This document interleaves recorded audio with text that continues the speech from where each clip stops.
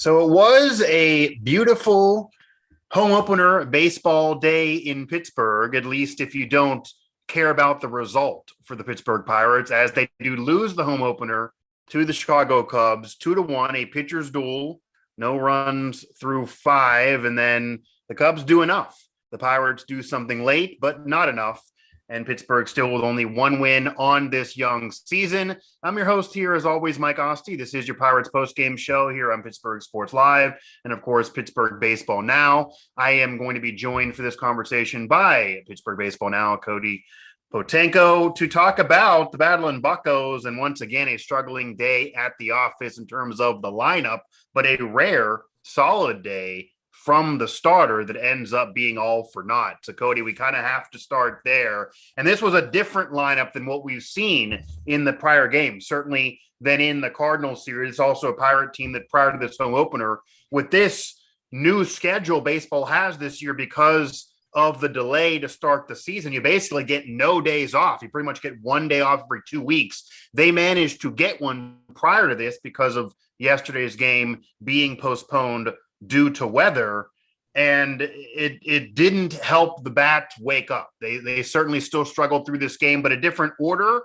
So even though only the one run on the board and so much through this game without anything on the board at all, do you like this lineup better than what you saw? We saw Vogelbaugh leading off, a rare 270-pound former 30 home run man leading off in their opening series in St. Louis. You don't see that every day. He's there for his on-base percentage analytically, but he hasn't been able to put that together as he's been struggling 0 for 2 in this game. You have Hayes, who has been the best hitter, and you have the press conference with his new contract announced prior to this one.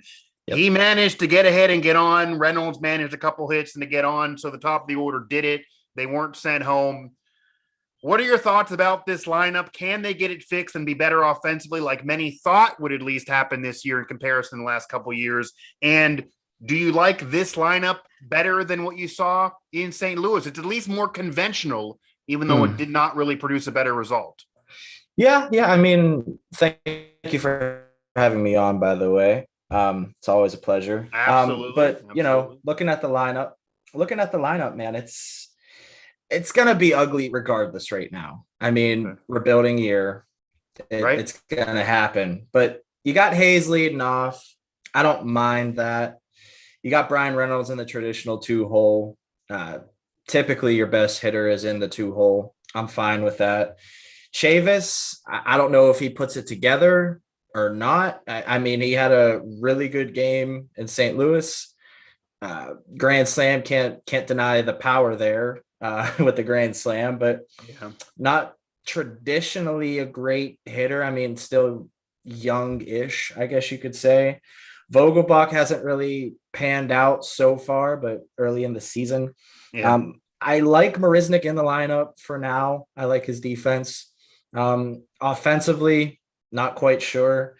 I think Roberto Perez has surprised some people getting on base quite often so far in the early season.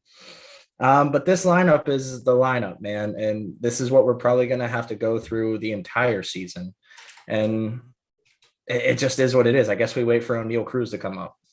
It is what it is, and that kind of is the story of the Pirates this year. This is still certainly another year in the rebuilding process. Even the most optimistic Pirate guy out there is certainly going to likely admit this isn't a team that's expected to contend this year. And maybe there's pressure, though, on the year after, the year after that, and we've talked about this on past shows. There certainly is pressure next year because of the new rules with the draft. They don't have any benefit of tanking after this season. So, in fact, it would become a detriment. So if they don't at least improve record-wise and then improve even then some next year, it's actually going to become a problem, even though you have more years to go in terms of this rebuild, because you cannot just litter the roster like, say, in other sports with all top draft picks. It's not allowed now. So that's actually going to hurt the Pirates' cause a little bit here. But, yeah, it seems it is what it is. Do you think they keep this moving, though? And obviously, Vogelbach didn't start this game, came in as a pinch hitter, then went 0 for 2 with the 2 Ks. Again, 31 home runs with Seattle in 2019. It may sound a long time ago, but there's not many on this team the last few years that can even say that at all. And this is a team that's struggling to hit the bottom of the ballpark. You thought he could be that guy, at least stabilize the DH role. He was a leadoff man.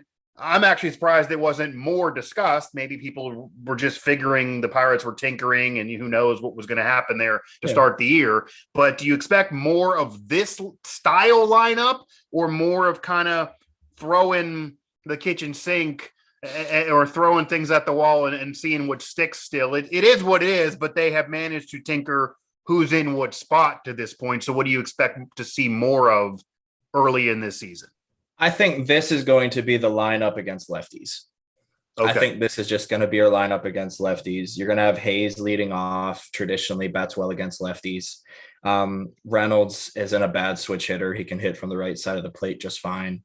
Vogelbach probably will not start either at first base or DH against lefties, throwing Yoshi, who actually isn't bad against lefties.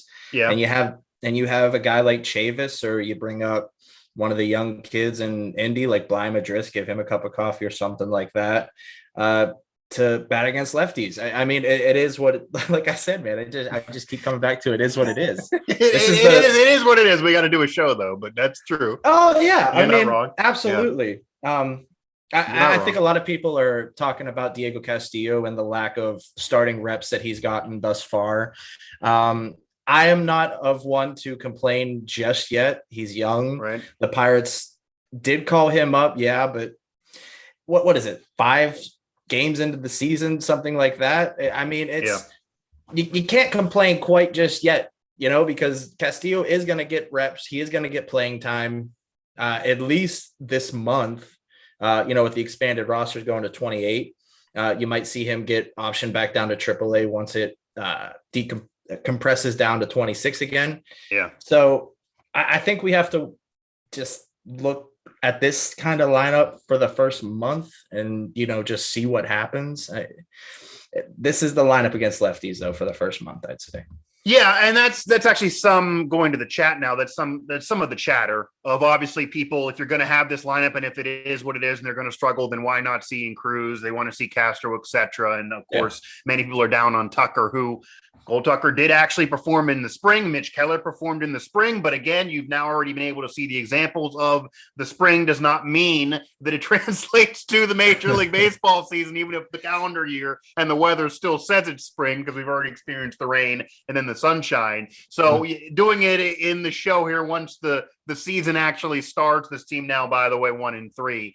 Yeah, it's a little different, obviously. And the whole Cruz conversation, that is about service time. So that's a different ball of wax. But yeah, I could understand people wanting to see those guys. And you brought it up already. If your team's going to struggle and the offense is going to be this bad and even be worse than what some would have thought, then it does maybe add a little bit of an annoyance to wait for those guys, even if it's a smart business decision. Many people at least thought, even if the team wasn't going to win more games, they would potentially at least be a little bit more entertaining. Only 124 home runs last year. That just got awful in this day and age. The year before with COVID, you had somebody like Reynolds, who's an all-star 4, hitting below 200. Just bad offensively, no matter what you've been able to say about the Pirates the last couple of years. But it does not appear to be any better so far, at least. Again, very young season to this point. Mike Asti, Cody Potanko here of Pittsburgh Baseball Now, as the Pirates lose the home opener after a day off. They lose to the Chicago Cubs 2-1. And maybe that gets in your craw a little bit more than just the loss in general. Certainly maybe more so than a 9-0 defeat, like against the Cardinals to open up the season. 2-1. This is a pitcher's duel. There was no runs until the 5th. This is a game the Pirates could have won, to be honest with you, if you look at the way this game unfolded. The Cubs are not expected to be that good, even though they have won to this point this year and have been better than advertised again early on in the season. But this does feel like a situation that maybe the Pirates, let one get away. You have Quintana going 5 1/4, 1 run allowed, 5 hits, only 3 strikeouts and 2 walks. But with this staff, I don't think, reasonably speaking, you can ask for a better performance out of him than what you got, and it still wasn't enough. So, had the last couple games, even though they haven't, and this goes to a win on Sunday, had the last couple games shown you any reason for optimism in terms of the rotation? And this even goes maybe to the spring with Keller, because again, it was a problem the last couple years for starters to get beyond the 5th inning, and that then crushed the bullpen, even if the bullpen's good. any reason for optimism? There's now been back-to-back games where they at least got the starter to the fifth. They have got the starter to the fifth, I believe, 3 of these games, even though they haven't won. This was a game they got a quality start. They really should have won if the bats were there. Any reason for optimism in terms of the staff, at least recently, after a real bad, obviously, opening outing in St. Louis? Yeah, I think there is some optimism to look forward to. I know a lot of people are going to rag on Mitch Keller, but if you actually look at more than just the box score, Mitch Keller looked a hell of a lot better.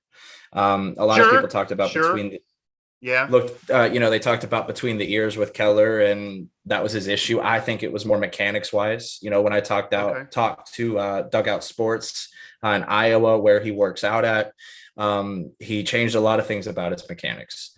And you can start to see that he's bumping it up to 96, 97 now, hitting 99, and changeup looks good. He added a slurve. And there were a couple instances in the game that he pitched to where maybe Mitch turned it around. Mitch would have crumbled in certain situations the past 2-3 years, however long he's been pitching now. It feels like forever that we've been talking about this with Mitch. But I think we're starting to see more of the traditional baseball now with starting pitchers. They're going to give you 4 innings, maybe 5. Yeah. Then you're going to have a piggyback type pitcher come in, pitch 2 innings, and then you got your setup closer, however you want to run it. The Rays way of pitching is going to sweep the entire Major League Baseball world. Seems that way. Yeah. And honestly, I'm really cool with that. I am really okay with that. You have Will Crowe with a brand new role, looks completely different coming out of the pen. And I've been saying that for a year now. Will Crowe will dominate out of the pen. He can use his changeup, his fastball. You can brush your shoulders off a little bit if you'd like. He can use his changeup, fastball mix, face the lineup once and get the hell out of there. That's all he has to do. Miguel Yajure, another classic example of a guy who could thrive in a role like that. So there is optimism, and I'm really okay with the way the staff will look in a year, 2 years, 3 years. Okay. Here's a question. We don't have the pieces here yet. Yeah. Here's a question for you, though.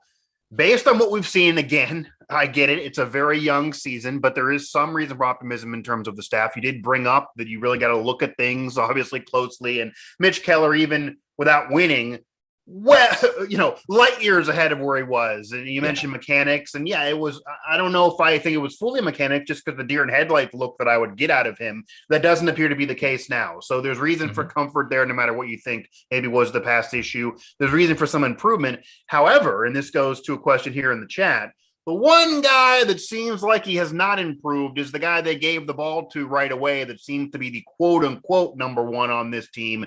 And that is that is JT Brubaker. And he actually had a real solid beginning of last year, then faded. He's usually been a guy that early in a season is better than late, but obviously he has not started this season that great. If this pace continues, regardless of wins and losses in terms of how the staff performs, and they get better production from the back end of the staff, which is what we've seen, any chance this staff flips and he loses his quote-unquote number 1 role? Now, granted, that's overblown and maybe not as big of a deal as in past baseball eras, because they do tinker things, and it doesn't really matter if you're not really an ace what your number is in the rotation. You're still facing teams. But is that changed at all, and maybe should that be? Because he's opening most series, you would figure, or at least every other series. He'll open the next one. And, you can't go out there and open up a series and have it be the worst start of the 3 or 4 games. And right now that's what we're seeing. Yeah, that's fair. And I think my co-host of my podcast is going to hate me for talking some crap on JT Brubaker. Okay. That's his GOAT, quote unquote. Okay. But I think JT, he fits the exact same role I just talked about with, facing the lineup maybe once, twice, and getting the hell out of there. That's what JT fits. Yeah. He has a very good slider.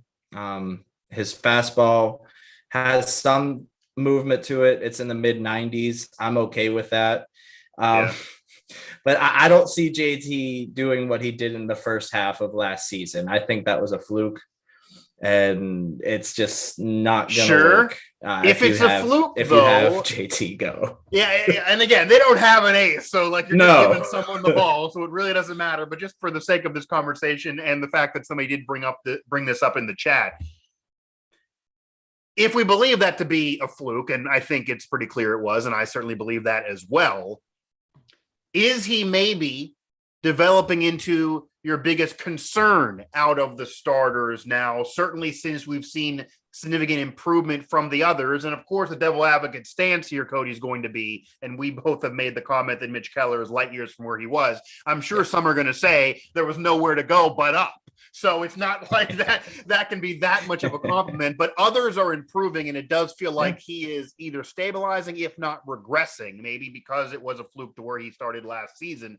But is it fair to maybe say, or is that the case for you, that he is your biggest concern, regardless of where anybody aligns themselves in this staff now or developing into that here early in the season? He does have the worst pitching performance to this point.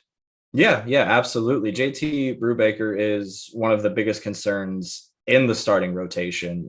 One of the biggest things with JT was he gave up too many home runs. And at the first half of the season last year, he was containing that. And then the gopher ball started to reappear. And he gave up a couple, I'm pretty sure, in his last start. So it's the same thing with JT over and over and over and over again. He has a good, it's kind of like Mitch Keller. He has a good start, then a bad start, good start, bad start. He's consistently inconsistent, and it's extremely concerning. It's very true. It's extremely concerning, especially when you're going to have him, like you said, start every other series. Start off every other series. So that's a guaranteed L if things continue to look the way they do. And it's the Pirates in 2022. Guaranteed L's are pretty much going to be a thing. Yeah. But you want to see some improvement. And as of right now, I don't see much. Yeah, he had a decent spring, but I don't like the outlook. And again, he will literally start the opening series against the Nationals. He will open up that series. It will basically be every other series the number one. And as much as that's, again, overblown what number you are in the staff, because the games are so close together and you basically don't have any off days throughout the week because of the late start, it oddly, even for people that hate whether someone's a number one or number two on a rotation, you can make an argument that it actually matters this year, even if it won't matter next year, because without a day off, every fifth day will open up every other series. That is almost going to be mathematically the case, unless you just skip a day or you have the rare one day every 2 weeks in which you're off. So that's happening. He will open up the series against the Nationals. We will see what happens. Again, nowhere to go but up. Cody Potanko joining me here, Pittsburgh Baseball Now. The Pirates lose again. They lose the home opener 2-1, a pitcher's duel, but not enough offense for the Pirates. Death taxes, and probably that being said on this post-game show, and others as well here. Mike Asti, Cody Potanko. And to round out this conversation, before we get to another JT Brubaker start, the Pirates will have another one of these two games now against the Cubs because of the postponement on Monday to try to even things up here. That's going to be a quick turnaround with an early afternoon one tomorrow against Chicago. Again, a Cubs team that's actually playing better than some would have thought to open up this year. Looks like Zach Thompson right now is slated to take the hill for the Pirates, and obviously not much experience from him. But again, they're looking for something out of a pitcher here to open up games. What do you expect from that game? What do you expect maybe out of him and out of this lineup? We talked about how they tinkered the lineup for a left-hander in this game, what we've seen from Vogelbach leading off the weird series in St. Louis. So what are your thoughts about tomorrow's lineup? Does anybody get maybe a day off because of it's such a quick turnaround? Do they punt this game almost? What happens with Thompson? And then obviously you do have JT Brubaker starting that game against the Nationals that we kind of already have previewed. Zach Thompson, picked him up from the Marlins, I'm pretty sure, in the Jacob Stallings trade. I had no idea the guy was 6'7" until I looked at his bio maybe a week ago. The dude is a behemoth. I think he's 250, 255 too. So he's definitely challenging Vogelbach in a street fight for sure, in a back alley somewhere. But Yeah. I mean, decent numbers in 26 games he appeared in 2021, 3.24 ERA and 75 innings, 66 strikeouts. So 121 rip. He allowed 27 earned runs. I mean, you have a 3-7 record, but the Marlins weren't good, so you throw that kind of out the window. Yeah. I think Thompson can be a very serviceable starter. I don't expect him to be the quote unquote ace of the rotation, but he's someone that I could kind of compare to maybe a Bryce Wilson in terms of the Pirates starting rotation. I think he is a young enough arm to where he's serviceable. He can give you 4-5 innings, maybe 3-4 earned runs given up, and you got to hope that the offense provides, and probably won't happen. And it didn't happen with the Marlins, as you can see, with 3-7 records. So Thompson, I think, can be very serviceable, and it does seem that's like what we need. Some fans actually agree here. We're hearing some chatter. We're seeing some chatter about Thompson possibly being a big surprise to this team and maybe actually being able to be somebody that stays in that rotation. And if you do look at the numbers, he's very, very young. It's possible. But, and again, the record may not matter for evaluating, because you're going to, if you have a look at this from Montano, only allowing the 2, going over 5 innings, which is more than you can ask for really in this day and age. If you get that out of Thompson, you can't be mad, but you got to get more from the offense, and the offense just has not helped the cause. And the guys that are helping the cause, certainly with Ryan Reynolds, is a whole nother debate on whether he'll be there the second half of the year. So imagine what that could then do to that offense. It could really be sluggish the second half, but the offense, even with him in lineup, who knows if they're going to tinker again, because they set up the table. Basically, they set the table and then nobody drove him home. And then you had the bigger man open up the game against St. Louis, and he couldn't even get on. So nothing's really worked offensively for Derek Shelton and the Pirates at all. No matter what they've done lineup wise, they actually have had improvement in terms of pitching, but it just has not mattered. Cody, I appreciate the time. Obviously, your coverage is over there at Pittsburgh Baseball Now. We got a game recap from a colleague of ours already over there from this game, and the quick turnaround for tomorrow to wrap up this 2-game set. And then JT back on the mound to open up things against the Nationals, and the pressure's mounting on him, to put it mildly, for this team to at least have chances for people to be happy about individuals, I guess. Because again, you're basically throwing the records out the window here this year, as annoying as I'm sure that is to hear. That'll do it. The Pirates lose yet again. They do lose the home opener. They lost the season opener. They lost the home opener. Any type of fanfare opener, they got behind them, and they have lost this one a 2-1. This is a pitcher's duel, maybe a game they could have stolen, but they did not. And they lose to division rivals yet again, which certainly makes it tougher in the division if you care about that at all. But tomorrow afternoon, they will be at it yet again. We will see who's in the stands. I'm imagining that number will be lower and maybe less pressure on the team to try to do something. But again, nowhere to go but up for the Pirates.